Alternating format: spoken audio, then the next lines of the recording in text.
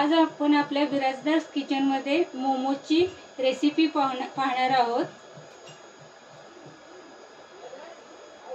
मोमोज बनवण्यासाठी लागणारे साहित्य आहे अर्धा किलो कोबी किसून घेतलेले, बारीक कापून घेतलेला कांदा,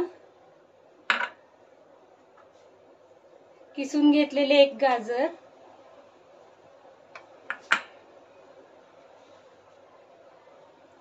मळून घेतलेले मैद्याचे पीठ। पीठ मळताना यामध्ये मी मीठ वापरले आहे, मीठ आणि सोया सॉस। चला तर आपल्या रेसिपीला आपण सुरुवात करूया। सर्वप्रथम मी गॅसवरती एक कढई ठेवली आहे। आता कढई गरम झाली आहे, याच्यामध्ये आपण तेल घालून घेणार आहोत।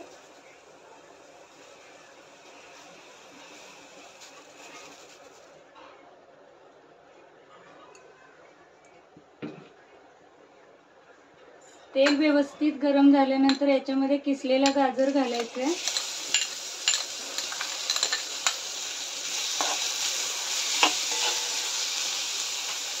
गाजर लवकर मऊ होत नाही म्हणून पहिले आपण गाजर वापरून घेतो, यानंतर आपण आपल्या इतर भाज्या याच्यामध्ये टाकणार आहोत। आता याच्यामध्ये कांदा घालून घेऊया। कांदा आणि गाजर व्यवस्थित परतून घ्यायचे। हे व्यवस्थित परतून घेतल्यानंतर याच्यामध्ये आपण किसलेली कोबी घालतोय। या कोबी मधलं पाणी आपण काढून घेतलं नाही आहे किसल्यानंतर, कारण कोबी या मिश्रणामध्ये व्यवस्थित वाफवून घेता येईल।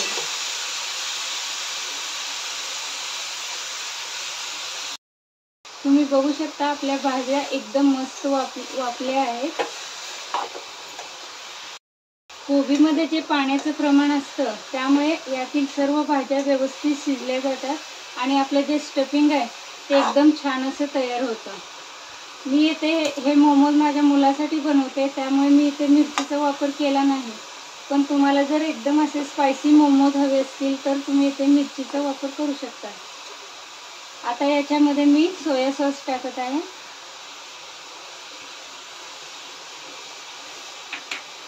आणि चवीनुसार मीठ। जे आपण इथे सोया सॉस वापरला आहे त्याच्यामध्ये सुद्धा मिठाचं प्रमाण असतं, त्यामुळे स्टफिंग मध्ये मीठ वापरताना आपण ते टेस्ट करून वापरावे।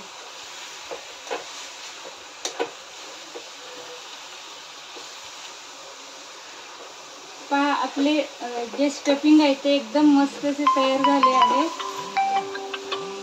बघू शकता आपले मोमोजचे स्टफिंग आता तयार झालेला आहे। एकदम सुंदर असा कलर आलेला आहे आणि स्टफिंग मस्त असे तयार झालेला आहे। आता हे स्टफिंग थंड होईपर्यंत आपण तयार केलेल्या पिठाचे गोळे बनवून घेऊयात। अशा प्रकारे मी मैद्याच्या पिठाचे एकाच आकाराचे गोळे बनवून घेतलेले आहेत। आता आपण मोमोज बनवायला घेऊया। मोमोसाठी जे आपण हे मैद्याचे पीठ मळले आहे ते सेम पुरीच्या पिठाप्रमाणेच मळून घ्यायचे आहे। पहिले आपण पुरीच्या आकारात लाटून घेणार आहोत।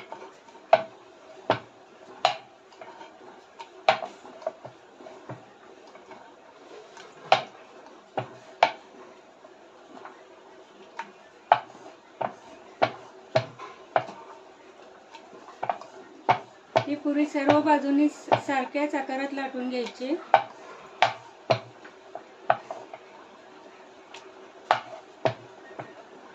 तुम्ही बघू शकता पुरी सर्व बाजूनी पसरलेली आहे व्यवस्थित। आता याच्यामध्ये आपण तयार केलेले स्टफिंग घालून घेणार आहोत।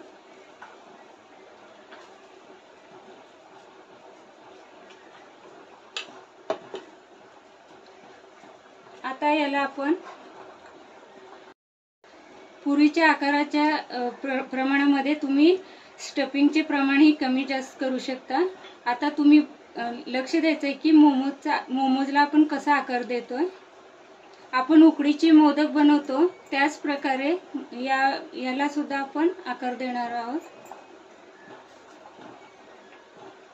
तुम्ही बघू शकता अर्धा आकार आपण उकडीच्या मोदकाप्रमाणे याला दिलेला आहे आणि जो उरलेला भाग आहे तो आपण प्रेस करून घेणार आहोत।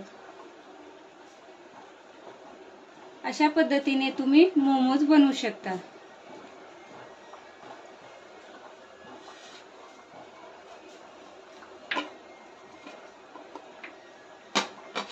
तुम्ही पाहिलत ना किती सोप्या पद्धतीने आपण मोमोज बनवले आहेत। तुम्हाला आणखी जरी समजले नसेल तर तुम्ही आणखी बघा। आता आपण पुन्हा एकदा मोमोज बनवतोय। एकदम सोप्या पद्धतीने आपण रेस्टॉरंट स्टाईल मोमोज बनवत आहोत इथे। तुम्हाला हा व्हिडिओ पाहिल्यानंतर सहज व सोप्या रीतीने असे मोमोज बनवता येतील। आपण मोमोज बनवायला घेतोय। पहा, उकडीचे मोदक ज्याप्रमाणे आपण बनवतो घडी घालून तशा प्रकारे आपण हे बनवून घ्यायचे मोमोज। अर्धा पार्ट आपण असे बनवून घ्यायचा आहे आणि जो अर्धा भाग राहतोय तो या बनवलेल्या याच्यावरती प्रेस करायचा आहे। तुम्ही बघू शकता ना किती मस्त असे मोमोज बनले आहेत।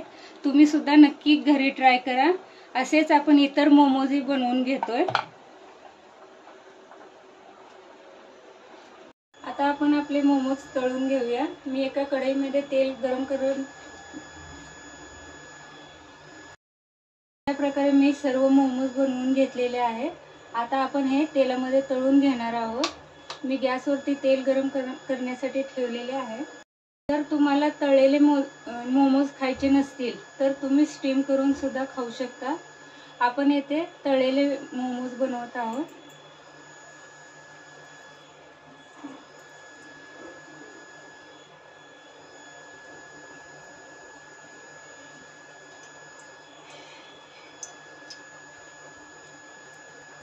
तयार केलेले मोमोज आपण तळून घेऊया।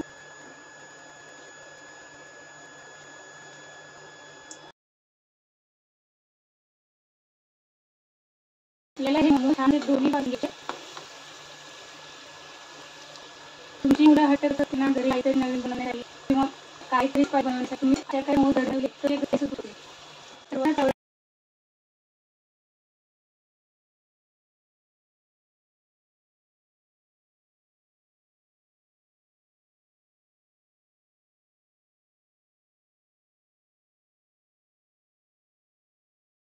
अशा प्रकारे आपले मोमोज तळून झाले आहेत। ते एका प्लेटमध्ये काढून घेऊया।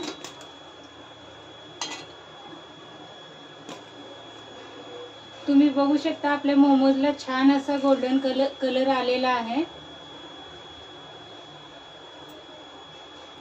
तर अशा प्रकारे आपले मोमोज तयार आहेत। ते तुम्ही मोमोज चटणी आणि मेयोनीज याच्या सोबत खाऊ शकता। तुमच्या मुलांना ही डिश खूप आवडेल। तुम्हाला आमच्या चॅनलवरील व्हिडिओज आवडत असतील तर आमच्या चॅनलला लाईक करा, सबस्क्राईब करा। थँक्यू।